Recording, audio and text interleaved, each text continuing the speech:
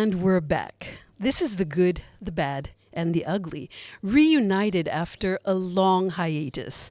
Just a brief reintroduction. The good is Big Boom Media Group CEO Datuk Zainul Ariffin Muhammad Isa. Hey, Shazmin. The bad is Group Executive Director Datuk Ahirudin Attan, better known as Rocky Brew, who is sadly not here today. He missed the reunion. I know. And the ugly, sorry, Terence, is Scoop.my editor-in-chief, Terence Fernandez. Hello. I'm Shazmin Shamsuddin, the producer of this rodeo. Thanks, Shazmin. So, Terence, how do you feel now? We have been away for a long time. Very rusty. Okay, never mind. So we And have it's what? It's 9 o'clock at night. we have a great guest that probably we can. Our first guest First guest in this new setup. new setup. First guest, new setup. We should get you excited. I'm excited because it's my fellow countryman. Yeah, okay. I thought all of us are fellow Malaysian. So anyway, he's one of those young politicians long ago. See how old I am.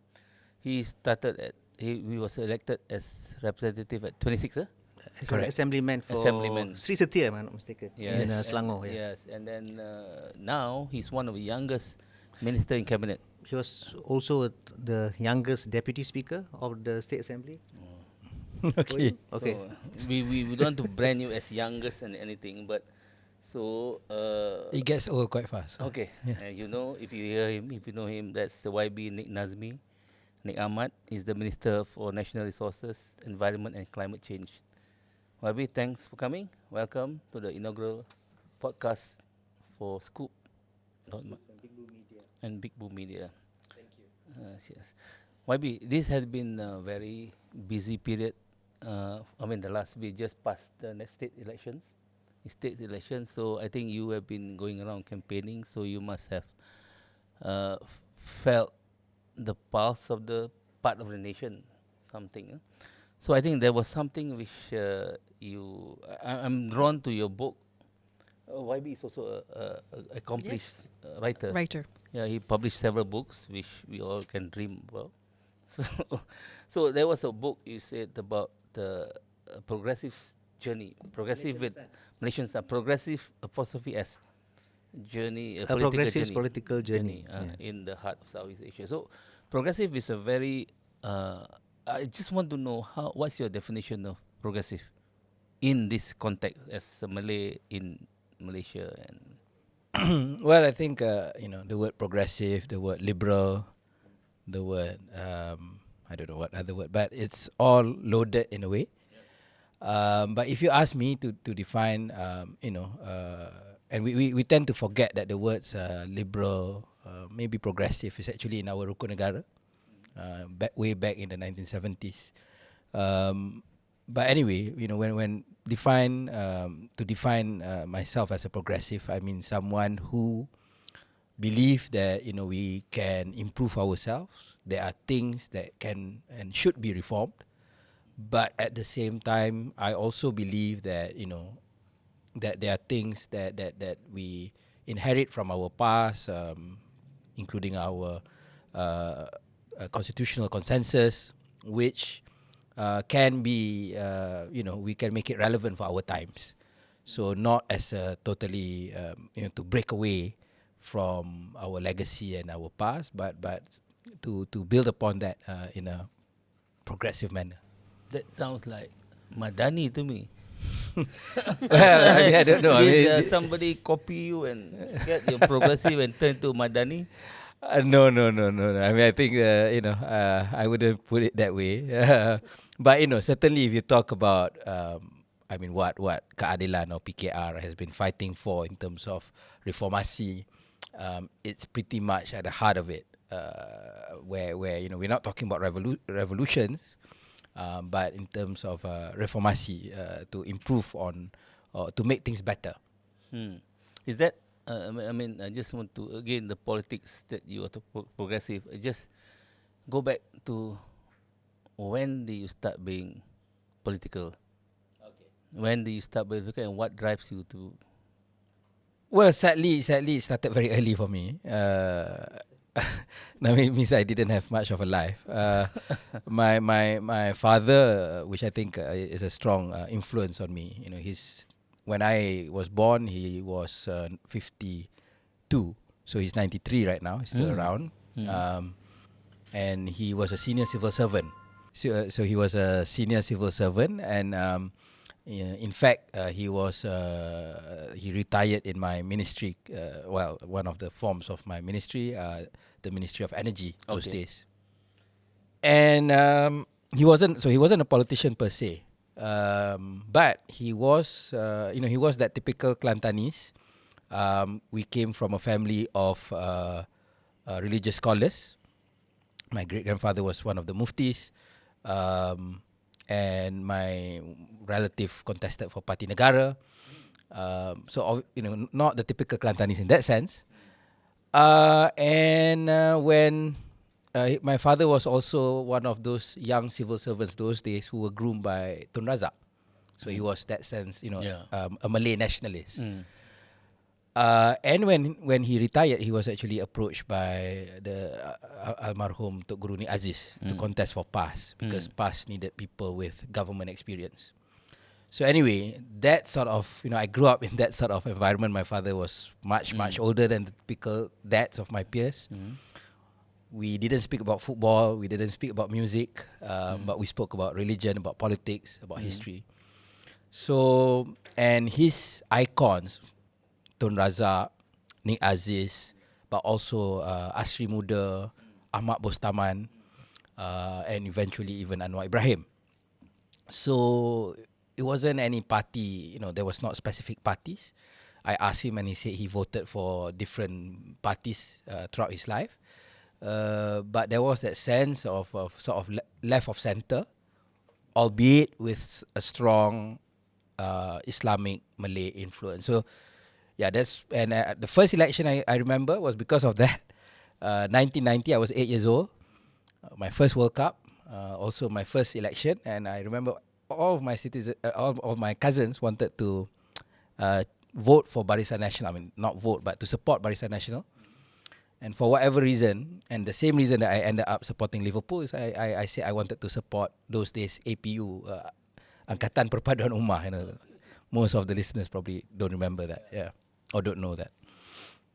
So that's my first recollection of politics. But then, I started to read when I was in secondary school. One of the books that had a major influence on me was the autobiography of Malcolm X. How a black nationalist, when he converted to Islam, then was talking about the brotherhood of man. And I felt that it's funny in Malaysia, a country where we are majority Muslim, but we don't talk about that side of Islam. And as I was searching for that political platform, Reformasi happened. So the rest of is history, I guess.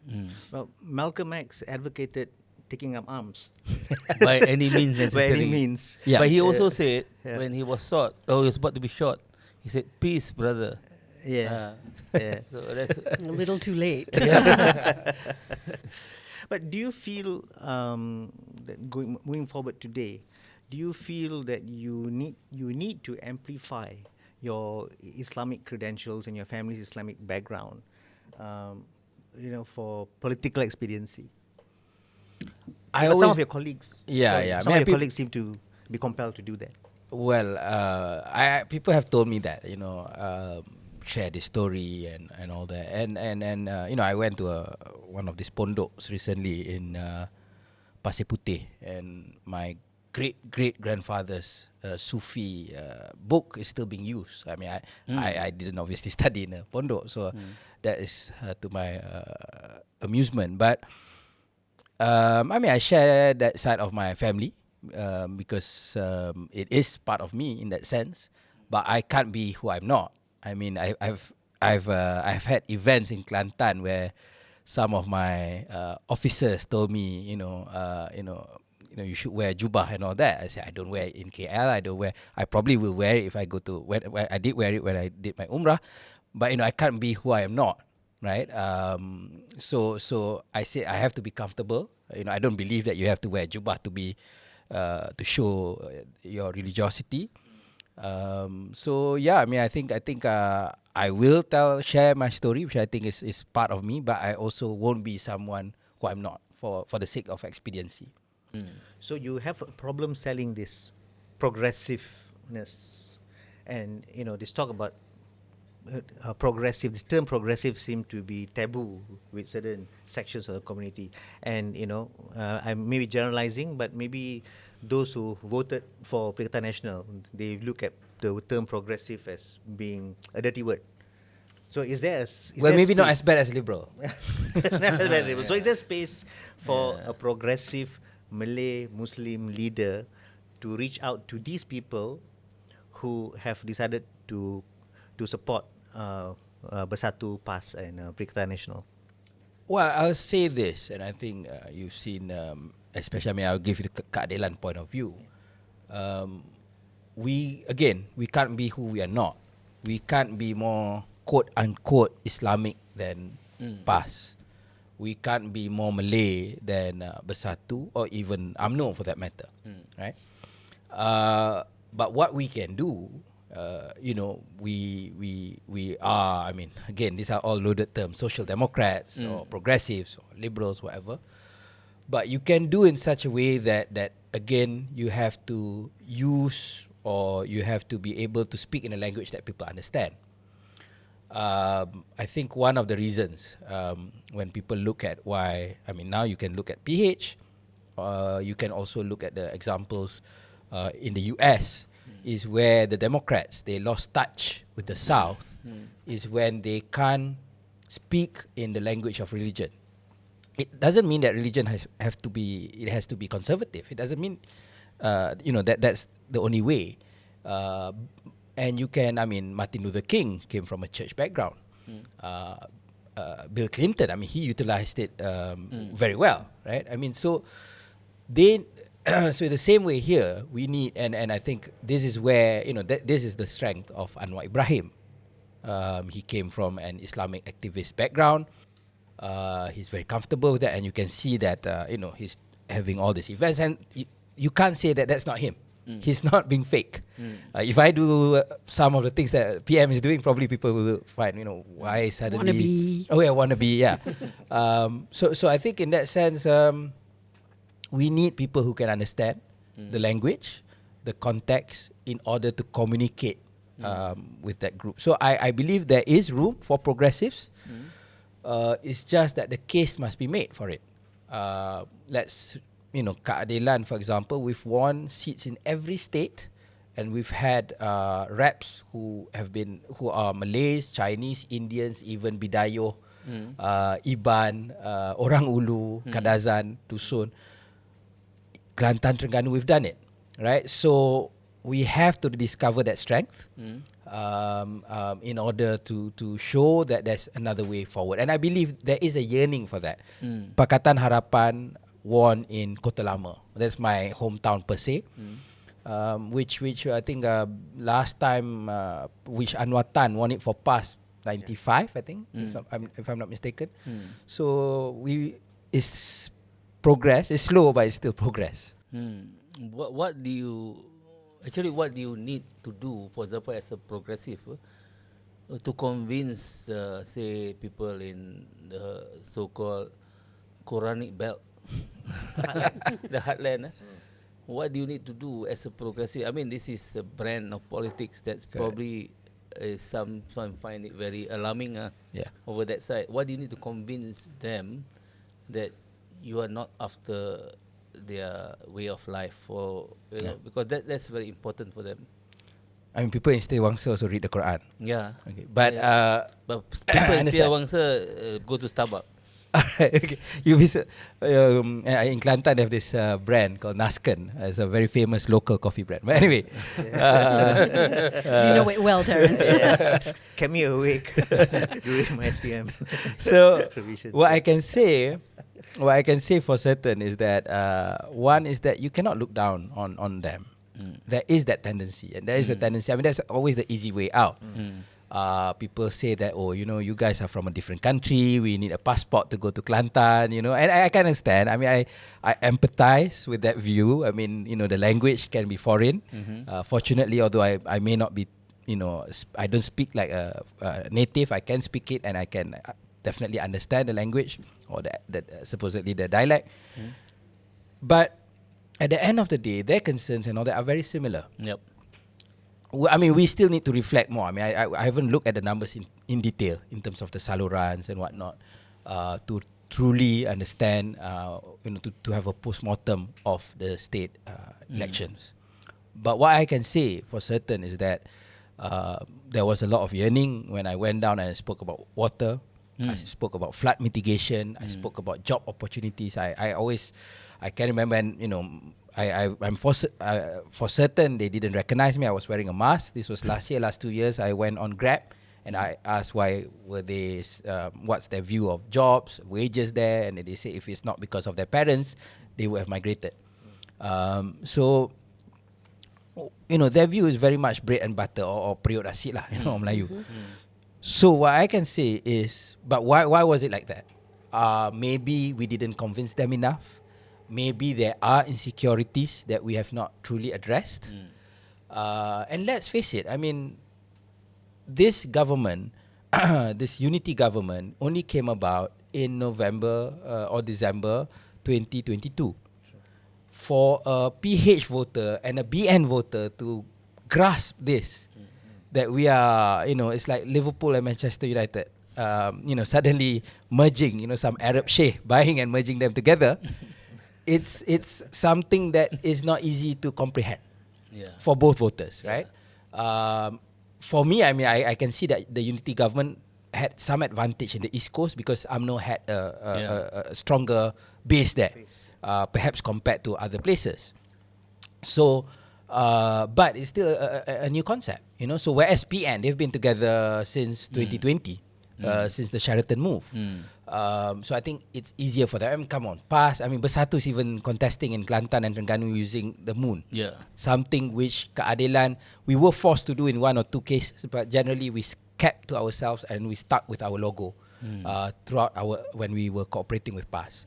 So I think we need to focus, and that's why when a PM appointed me to this, and this was the toughest job in the world, I one of the things I hope was that I told him, I said, I hope that I can be given enough time. I know that PRN is not enough because it's too short. We need to develop new leaders. We need to develop our narrative, and we need to be seen that we are not there only for elections. Welcome back, Terence. Hi, guys. We have YB Nik Nazmi Nik Ahmad with us, the Minister of, it's a mouthful, isn't it? Minister of Natural Resources, Environment and Climate Change. Okay, I did it in one go. First time. YB, earlier in our conversation, we touched on the issue of communication, about communicating the values of PKR, PH, and now the coalition of the unity government, what it stands for to the masses. Now, PKR, specifically now the Prime Minister, Datuk Sri Anwar Ibrahim, has been known to be one of the great communicators, at least in my experience, going for your rallies and listening to your president. But now that you guys are in government, this part of basic communication seemed to be an issue, and the Prime Minister himself admitted yesterday that yes, we can communicate a lot better. I mean, why is it suddenly that when you've come over to the other side to govern, the communication is, which is basically something so natural for you guys all the while, is it becoming a problem? Well, I was communications director before Fahmi for 3-4 years, I think. Right? What I can say is that there's that famous saying in politics, you campaign in poetry and you govern in prose. Right? It's always exciting to campaign and be in opposition. even when I was a backbencher during Mahathir's era, it was because I'm not bound by what do you call that, collective or cabinet responsibility. I can still make noise and all that. So I think now that we have our Prime Minister, it's a keadilan Prime Minister. Yes. We are, people like Rafizi, myself, Lee Kang, Fahmi, we are all part of government. So I can just go on and shoot them out of. Correct. Yeah. So, but it's something, whether we like it or not, when you're in politics, you want to be government, and so you can't just have the skills to communicate as opposition, but you also have to have the skills to communicate as the establishment. And I think we learned that in a painful way in 2018. Yep. And now we can see how PN, I give credit to them as much as we would like to say it's bad or whatever. TikTok is a reality, just as Facebook and Twitter was a reality in 2010, and we commanded it. Now the opposition has mastered TikTok and the latest media. So I think I can't say too much in terms of the remit of the communications side of things per se, but I just for me, it's not something that's impossible. It's not rocket science. We have, like you said, people like Anwar and Rafizi are the greatest communicators in Malaysian politics. So I think we just have to find a way to channel that, and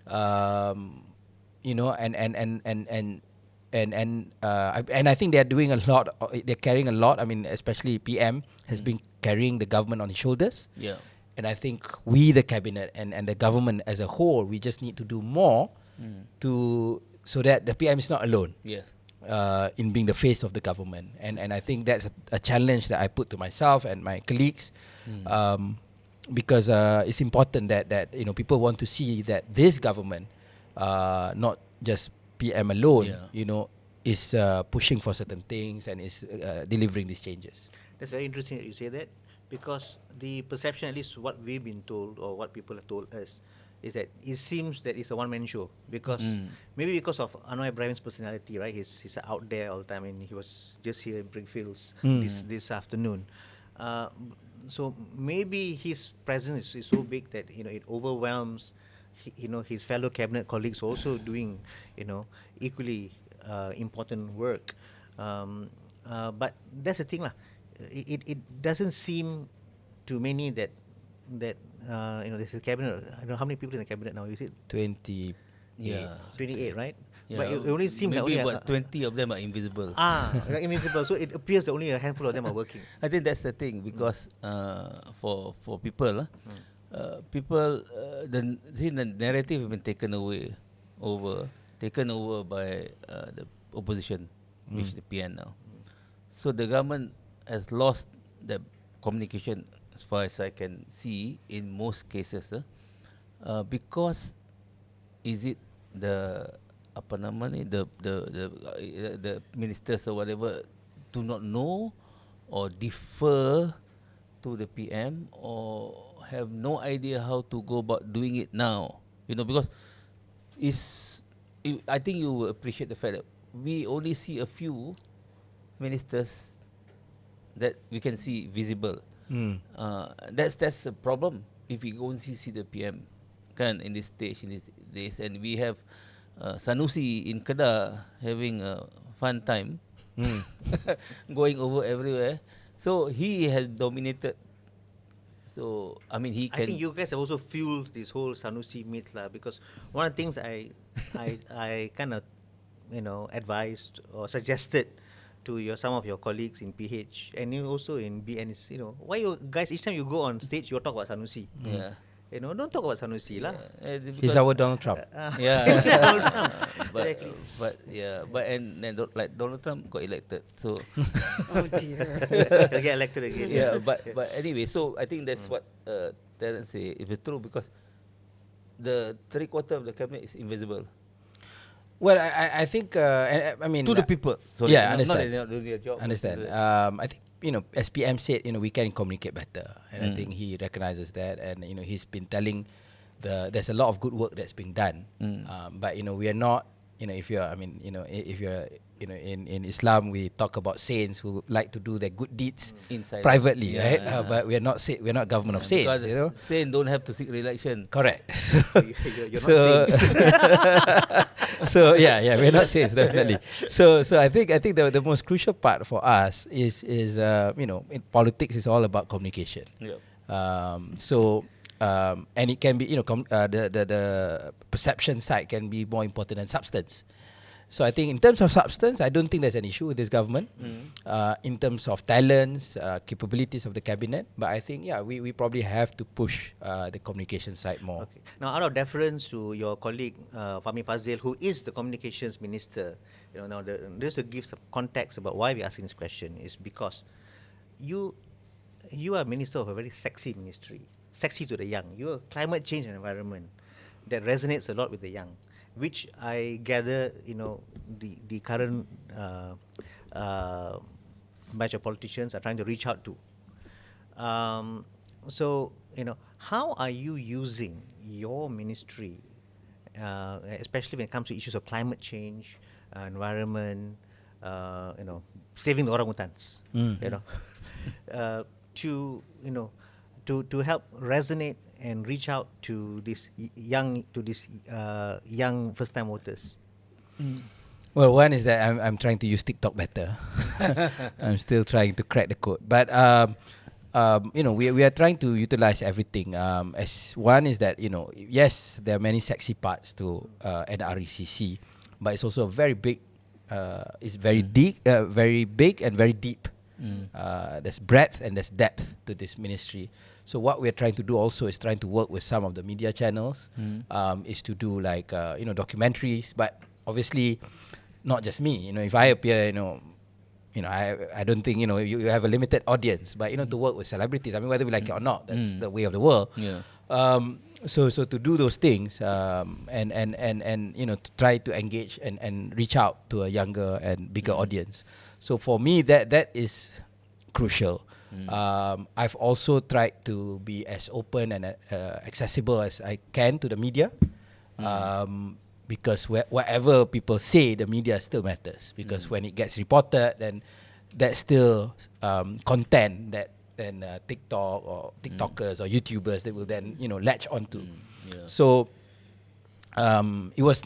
I can see it was quite nervous for me in the beginning because this is a very technical ministry. And I remember I said among my early interviews, I said it's like going back to university, and some of my staff was like, don't say things like that, right? But it's true. I mean, it was very technical, but you get used to it and all that. And I think by being open, it helps.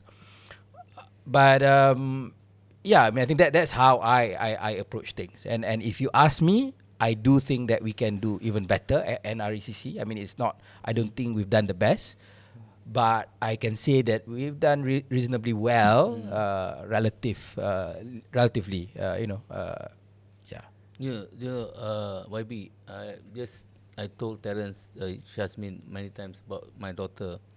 She's that age. She just first time voter. She was studying abroad, the group of them.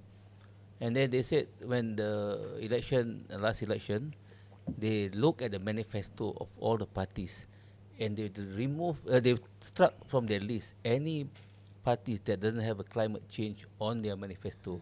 It's so important. So I think, for me, I think this is the great reach, a great reach and a great avenue, because there's so many. I think I remember I commented once when we visited your ministry, there should be young people running around your ministry, but it looks so dead. You should have more things, because I think they connect very well. The school kids, your 16-year-old who's going to be the next voters, your 17-year-old. I think that's where the potential is. But anyway, so you have, the government now has this NETA, which is the National Energy Transition Roadmap. Yeah. You're moving to your green wave. Your green the wave. good green wave. Okay. I won't comment on that. Your green wave, which is to minimize, to go into our carbon footprint, carbon Minimize emission. the carbon footprint, yeah. So in the industries are also going about that, which I think is great. It's a great selling point. I think it's necessary, and this is how you're trying to get more companies coming on board. So I met some people in the industry. They want to be part of it, but they said sometimes it's difficult. I mean, there are players. There are not many players in the power industry anyway. So there are players, but they can't get onto that, and they seem to think that other people can get into that space, and they have find difficulty when they are already in the power industry. Understood. So what do you say to that? Well, yeah, I mean, I think the first thing that I can say is that, the NETR, I think a lot of these comments would be focusing on the flagship projects. But, it's just, it doesn't mean that we stop there. Okay, and, there's a lot of things that we've done. And I think one of the things that people have not really spoken about is the fact that this Tenaga Nasional Board is the first one in many, many, many years that does not have a single politician in it. So I think that is to the credit of the Prime Minister and the Minister of Finance, because it's under MOF Inc. and Khazanah. We've put PNB, we've put EPF on the board as well as major shareholders. We've also in the Energy Commission, we put someone from the market, Rashdan Yusof or Danny. Again, it was it caused a splash, but eventually, now Danny is fully with the ST. Yeah, it's stable off, yeah. So, and I've also declared that we will not have any more unsolicited IPPs. The problem before is that we had many power projects that came in which were not part of our power development plan. We have a 20-year plan that's decided every year. So we see which power plant goes off grid, which one will come in, whether it's gas, coal, solar, and so on and so forth. Before that, suddenly you have someone who's a friend of someone, powerful cables who come say, I want to do a power plant here, and you don't even need it. And sometimes, the location is bad and all that, but you have to do it anyway. So now we've declared that. We said that, you have to follow. Anyone interested, they have to pitch that, go into the process to ST and all that. So we've tried to make it as accessible as possible. Because, and I've told TNB, I mean, my first speech to TNB, I spoke to them, and it's not the big company, with powerful unions, and they've been delivering very comfortable returns to the government. But I told them, I said, in this industry, you either adapt or you die. So I think the signal from the government is clear, and we are open for business, and we are trying to provide a level playing field for everyone. Okay. What type of resistance are you getting from within, from among the operators? Well, okay, so as we all know, when we talk about energy, there's that trilemma: accessibility, affordability, sustainability, and security. So these are three things that we try to balance. So traditionally, when you do solar, for example, you only tick the sustainability box, but people are afraid of security and also the cost. Solar is intermittent; it's only there for 4 or 5 hours a day, and all that. So what we've so a lot of the concern is that let's not lose the other parts of the trilemma. And I think people of my generation and above, we remember the blackouts that we had in the 90s, right? That resulted in the IPPs. Correct. Yeah. And I think what people, what do you call that? What people are very afraid to lose is that, our SAIDI, the downtime in the system is actually one of the lowest in the world. Yes. We are at par with developed countries, at least Peninsula. I mean, we know Sabah has another issue. So I think that's their concern, and it's a fair concern. But at the same time, I'm saying that the world has also moved on. Cost of solar now is so much cheaper than what it was. That the issue of affordability is already, you can also tick that box. In terms of security, gas, which we will be very reliant on as we start to close our coal plants. Yeah. Yes, now we are net exporter, but we have done the calculations, and Peninsula, at least within the decade, is expected to be a net importer, and then it will soon be the whole country. We'll need to, and it's very expensive. Yeah. So all these things we need to bear in mind. So yes, I mean, ultimately it's about saving the planet, but it's also good economics when we go for more renewables. So that's what I tell them, and I said that, and TNB has been successful. They are now a player in renewable energy. They have wind turbines in the UK. Yeah, they are Gentari and TNB were competing against each other in Australia. One was won by Gentari, one was won by TNB. So they are learning about, because that's a liberalized market. It's not like Malaysia. So I'm telling them, if you can do well there, don't be afraid of what we want to do in Malaysia, because I'm sure that they will still have their advantage. And you have to remember that when it comes to TNB, because of the level of integration it has with the generation company, it actually brought down the share price, because people were putting discounts on coal, right? So had TNB grid and retail be separate from that, distribution and retail be separate from that, then the price of the share will be very different. I guess basically the language to use is, if you talk to all these grey-haired CEOs and chairmen, I mean, about saving the planet, they don't care, because they won't be around when the asteroid hits. So, but if you talk to them in dollars and cents, it comes down to that, isn't it? You have to make business sense for the decision to be made, and then saving the planet is a good business, right? Yeah. Oh, the other thing on that, and not just on the CEOs. It also matters for the workers as well, or the ordinary, because back to the issue of the periuk nasi, right? So I think you were saying that climate change is sexy for the school kids and the youth. Even then, I would say a segment. But for the rest, they are saying, what do I bring back to my house today, at the end of the day. So if you can say that, for example, if you don't deal with climate change, prices of food will go up.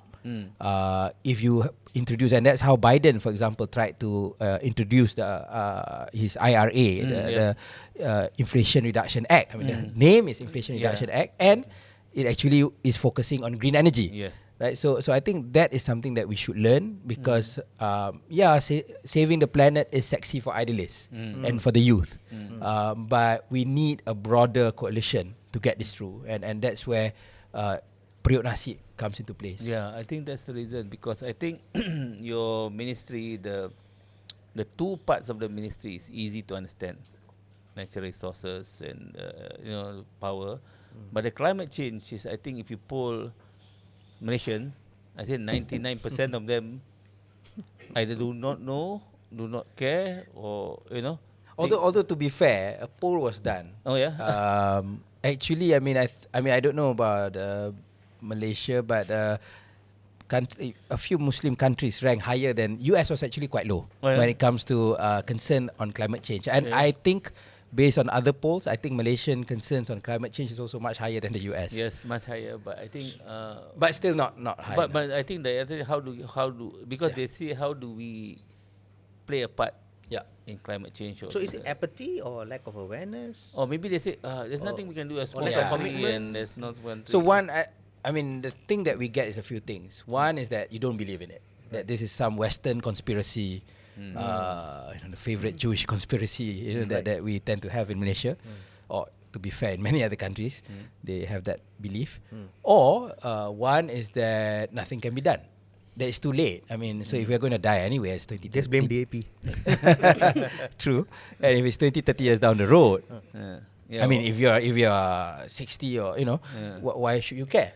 But so that's why we know that we can do something, and it's not beyond salvation. I think that's an important thing, because sometimes, I mean, there's a book. I mean, there's a being a geek, but by Michael Mann, who's a climatologist, who said that a lot of the same strategies that were done by the tobacco companies with regards to denying the link to cancer, they are now all these polluting companies. What they are saying is that yes, climate change is real, but there's nothing that can be done.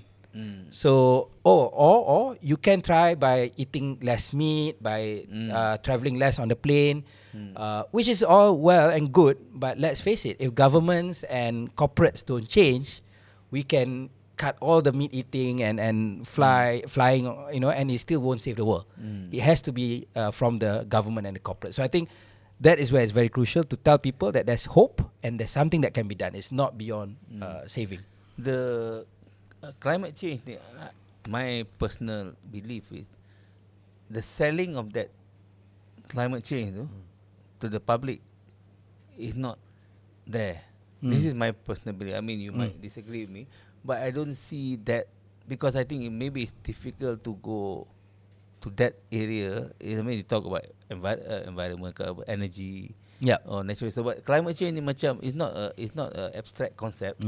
But it's a concept that I don't know whether Malaysians look at it as something that they should, be interested or be worried about or something like that. I mean, they know, but the selling part, I think. I guess as long as we tell, if we can tell the public, explain to them how climate change impacts them directly. I mean, your electricity bills have gone up by twofold because your air conditioning aircon is on longer than I think usual. that's the thing. You don't relate the to climate change. There's a flood. There's a flood in KL. So I think maybe if there's a flood or something, then your ministry perhaps can use that to interject. Correct. Arguments. I mean, one of the things that we've done, after PM decided not to wear ties, right? And that goes against a pekeliling that probably goes back to the British days. Right. And then, what do you call that? Then what happened was that, I took that as an opportunity because actually Japan did something similar in 2005. Their cool base campaign because to reduce the use of air conditioning. So similarly, I thought that if if you go to Umrah, you see the Indonesians when they go one tour company, they wear one batik, the men and the women as well. They look the same. For Malaysians, we become Arabs, right? Do our Umrah. So what I was wondering is why can't we promote our batiks? Even you go to Singapore in Parliament, they don't wear suit and tie anymore, right? It's just Malaysia. Even House of Commons recently, during the heat wave, they say you can take off your coat, but kita lebih British than the British lah. So then finally PM agreed, and so I approached that not on a pure like nationalist thing or whatever, but on a climate change perspective, because there is a pekeliling that says that aircons must be 24 degrees and above in government buildings, which tends not to be followed when you're wearing a coat and tie. So I pushed through that, and I hope that although now it's only optional, but slowly people will appreciate that. But I think that I might be wrong, but that seen as a messaging to save, rather than messaging to contribute to reducing climate change, whatever. So that messaging too. That's why I said it's not, the messaging doesn't take into advantage. I guess the end justifies the means. But then again, the messaging, this is the issue of trying to get the message out about the importance of climate change. So when you say you can naikkan aircon to 24 and above, people say, we're trying to save energy, which is not the message that you want. Understood. The message. So that's where the opportunity for. I think. Are we okay? Stop. We're okay. We Are we? sorry. Second part. Actually, I wanted to ask the minister, your ministry, is it too big? Well, it is big, but let's put it this way. A lot of other countries have less number of ministers than Malaysia. I think and I believe that the creation of my ministry is partly because PM made a commitment to have a smaller cabinet, and I think it makes sense. You don't need 30 over people, and you don't need 40 deputies, right? And I think ultimately, when I talk about climate change, I talk about conservation, I talk about natural resources, I talk about energy, I talk about water. It makes sense to put the focus on climate change. Like you said, I mean, it can be seen as the sexy thing or the necessary thing, whatever. It's something that we have to focus all our policies on.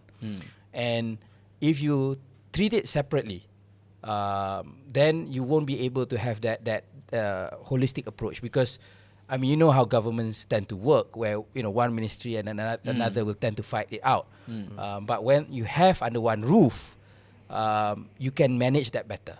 So I think and the idea of climate change is not reduced to one ministry.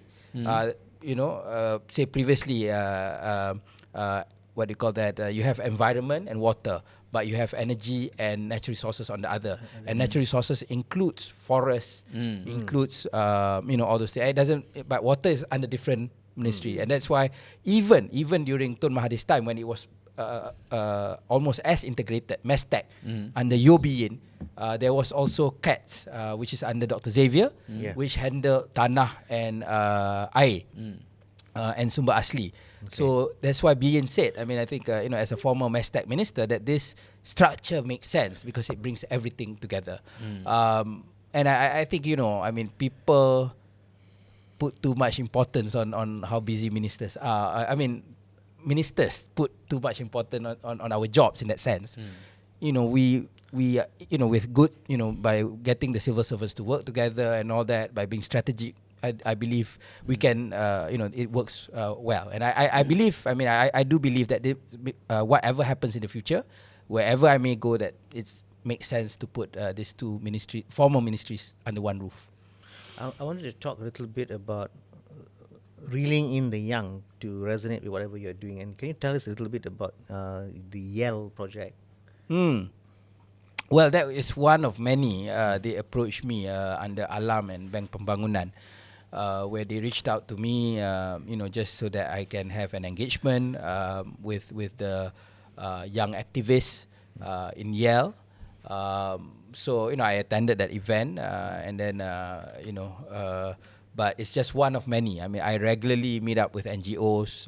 Sometimes they message me on IG or Twitter. That's as far as I go. I mean, as I said, TikTok is still something I'm trying to learn. So I bring them in because I keep telling, I tell the officers and all that we can't be combative with the NGOs. I mean, coming from someone who's been on the other side, I was, for example, as a local MP for Setiawangsa, I was campaigning hard to get more transparency on the Bukit Dinding project. And I found that the EIA regulations were so opaque, and there were some challenges with it. So what we did, now we've tried to improve the transparency. We are looking into more things that we can do to change the EIA. But basically, what I'm saying to my civil servants is that engage with the activists. It doesn't mean you have to agree with them. I know that there are very radical activists, but a lot of us, we at the end of the day, we have the similar goals in mind. And to be fair, I mean, one of the things that really struck me in many of when I sat down with my civil servants, especially at the middle rank, is that many of them are actually activist-minded. But they haven't had the freedom to be able to do their jobs. And I think that's something that people don't appreciate, because people tend to underestimate civil servants. And I mean, one is that my father was a civil servant, and I having sat down with them, they've totally shown, that they're really passionate about this. So it's actually a two-way thing. So for the activists to understand that sometimes as administrators and policymakers, there are some constraints on our side, but for to tell the officials that you can't just give your answers as business as usual, because there are real issues on the ground, right? So I think that two-way thing is crucial. So something like Yale was an attempt at that, and again the generational thing I think is very crucial as well. One thing that struck me, and I agree with you, is that the fact that the youth have that sense of urgency, and they're really, really well informed. As I said, when I first came into, no one would say Nik Nazmi is an environmentalist until I became a minister. I talked about wages, I spoke about progressivism in general and all that, on education, but not on the environment or climate change. But one of the things that struck me is that they're so well informed, they're very passionate, and they have this sense that you guys, you're going to die soon. It's not your problem, it's our problem, and you are the guys who leave us with this problem. So I think that is something that's very crucial. can we talk a little bit about some of the alternative energies that your ministry is trying to introduce, which includes nuclear and waste to energy? That and activism, I guess, go hand in hand. Again, because of the lack of information. Yeah. You know, I put my hand up. I'm quite supportive of it personally, because I've studied this, and I think, you know, moving forward is probably one of the things that we should be doing. But I guess it's one of the things in your in-tray is having to deal with the expected fallout, or a noise that's going to erupt because of these alternative energies that you want to introduce. Yeah, well, I think like the bottom line is that we want to be net zero earliest by 2050. It's still a tall order, although it sounds, we've heard it many times. It's actually a tall order, and so we have to see what options are out there. Solar is still the best renewable energy that we have for Malaysia, but there's the challenge of intermittency, which can be addressed to a certain extent with batteries, which are still expensive. So what other options are there? Waste to energy, which, well, for some campaigners, they prefer to use the word incinerator, because if you look back at the history of activism, the incinerator projects had a certain resonance to it. But waste to energy is a common thing in many developed countries. In Singapore, it's there. In Japan, in Europe, sometimes it's not far from neighborhoods. And people can live along with it. I'm not saying that that's the same model that we should use. Maybe it can be placed a bit further or what. I mean, those are details that we can be worked with. And to be fair, waste to energy, a major stakeholder is, of course, KPKT, the Ministry of Housing. So, but what I can say is that landfills are not sustainable. So if you accept that proposition, and unless you want to send our garbage to another country, which again is not sustainable. We are receiving other countries' garbage. Yes, we are receiving other countries' garbage. Are we still? Yeah. Well, yeah. Well, the problem is still there. Yeah. But that's another story. But anyway, what I'm saying is that we cannot. I believe that waste to energy must be considered, right?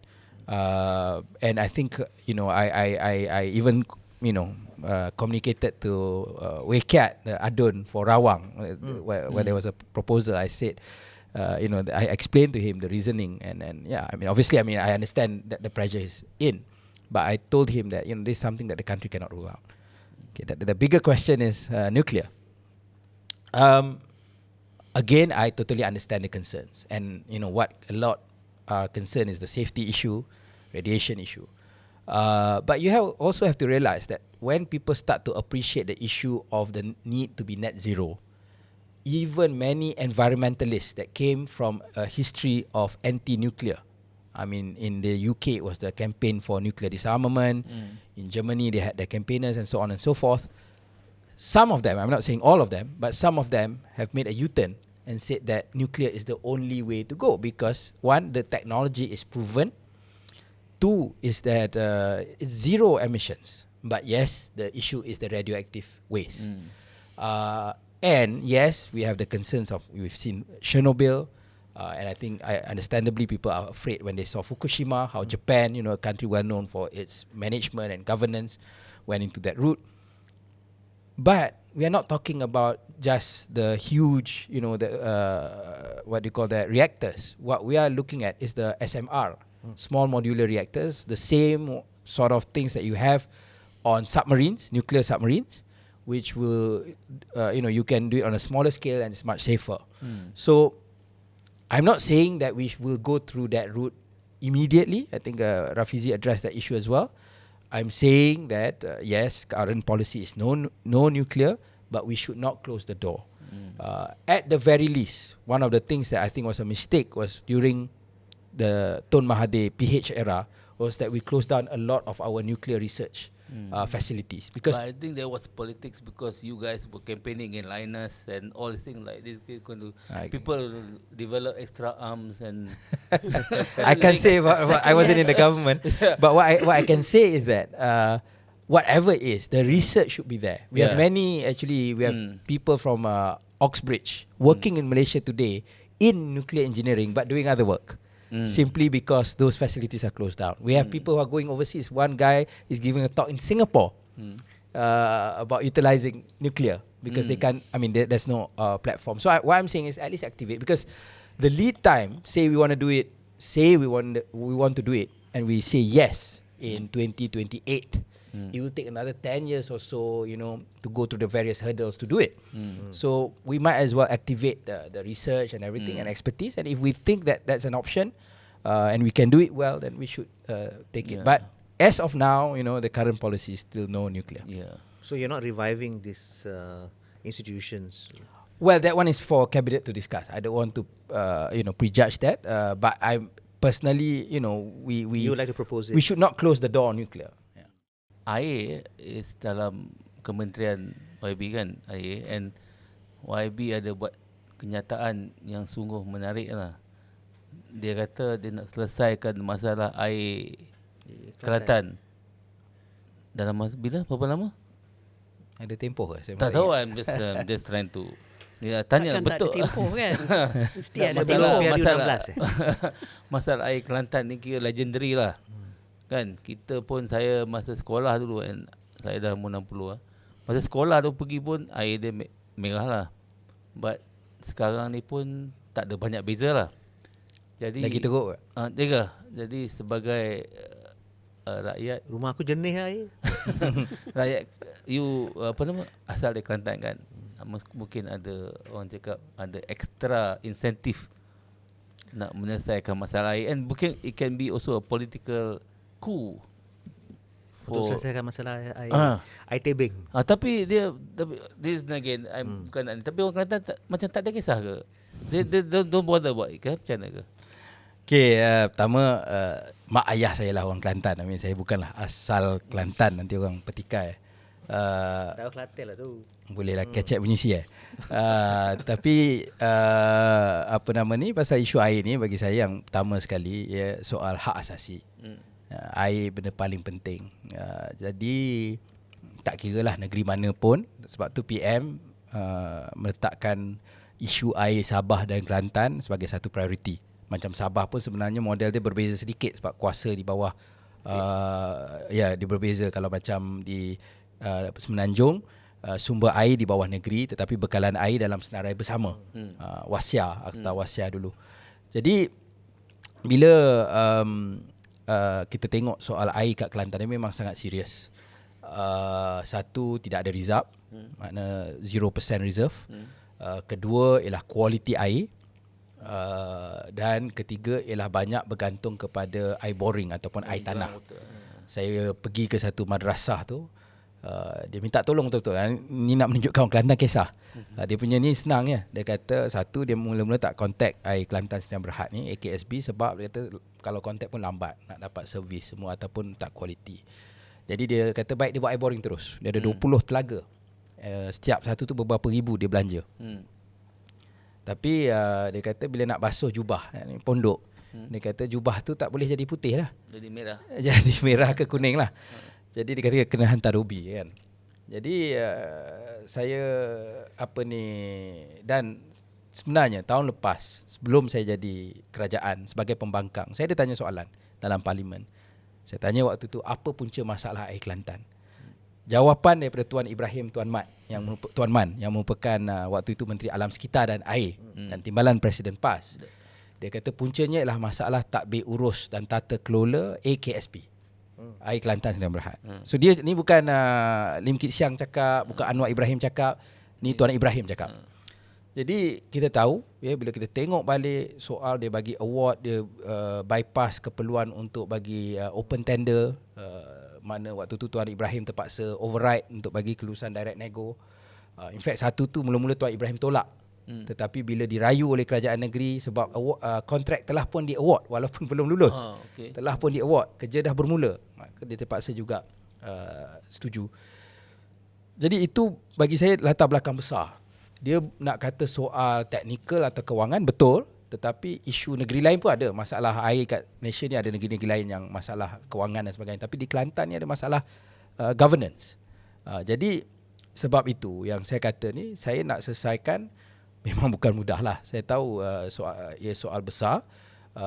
Tapi pertama ialah kita dah adakan perbincangan termasuk dengan kerajaan negeri. Saya sendiri terima waktu tu kunjungan daripada Scoop.my dan juga daripada pengerusi dan CEO Air Kelantan. Kemudian PM adakan mesyuarat bersama dengan YB Rafizi, Menteri Ekonomi, MB Kelantan dan juga Ketua Menteri Sabah. So kita bersedia untuk membantulah, sebab bagi kita again ini bukan soal hijau, merah, biru gelap. Ini soal rakyat Malaysia. Kan? Jadi kita nak selesaikan. Tetapi kita tengah lihat kalau masalah AKSB ni tak selesai dari soal ketelusan, daripada soal governance, kita bagilah berapa banyak duit pun dia tak akan selesai. Tapi kita kena ingat kita ada option di bawah Wasia yang pernah waktu dalam konflik antara Selangor dan Federal tu, waktu zaman Allahyarham Tan Sri Khalid, pernah dibangkitkan untuk Federal ambil alih air Selangor. Jadi kita pun lihat option itu, kita tak rule it out. Tetapi itu bukanlah first course. Kita dah adakan perbincangan semua, tapi kita nak tengok sejauh mana kesediaan AKSB itu untuk berubah. Kita letak politik nombor 2 bagi saya. Rakyat nak undi mana pun soal nombor 2. Sebab kalau tak dapat selesai air, satu tentulah kita nak, kalau parti yang bercakap pasal agama ni malulah, sebab this is soal taharah, soal nak menyucikan untuk ibadah dan sebagainya. Tapi sebagai soal manusia pun ini satu perkara yang kita tak boleh terima lah. So politik selesai, kita memang berhasrat nak melihat segala option untuk selesaikan masalah air Kelantan. Tapi YB yakin benda ni boleh diselesaikan? Ini masalah yang dibuat oleh manusia, kita boleh selesaikan. Saya yakin. Dan macam saya kata, soal kewangan tu soal nombor 2. Dia soal tata kelola. Dan pernah dibuat di negeri-negeri lain. Syarikat bermasalah, kita buka tender bagi siapa berminat nak jadi operator dan sebagainya, dan kemudian kita tengok kualiti dia meningkat. Kita tengok contoh, memang betul tak ada negeri yang sempurna, tetapi macam di Selangor dan di Johor, pengurangan NRW, kadar air tidak berhasil, sangat positif, mana berkurang yang membantu prestasi kewangan dan juga servis di negeri-negeri tersebut. Okay. Thank you for coming, and I hope you will visit again when after you resolve the issue of the Frontier water. Frontier water, because I got very interest. I don't have living coming to out of my courses back home in Kuala Lumpur. Thank you very much and good luck. Yes, all the best. All the best. Thank you.